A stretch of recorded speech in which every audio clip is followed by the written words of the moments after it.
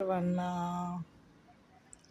पूर्वीच्या काळी ना, हे लग्न झाल्याच्या नंतर मुलगी जेव्हा 5 दिवसांनी घरी यायची ना, तेव्हा तिला अशी पुरणपोळ्या, भजी आणि कुरडया, पापड्या हे सगळं तळून अशी मोठी पाटी बांधून द्यायची, आहे की नाही, मुलीबरोबर.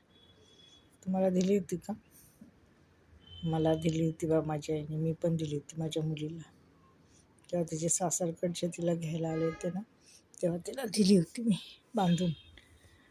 आणि द्यावी लागते, ती रीत आहे. जेव्हा 5 दिवसांनी मुलगी आपल्या माहेरी सासरी जाते ना, तेव्हा ती पाटी, त्याला म्हणतात गुळपाटी, म्हणजे पुरणपोळ्या आणि सर्व काही त्याच्यात ते द्यावं लागतं. काही काही बुत्ती पण म्हणतात, काही काही पाटी म्हणतात.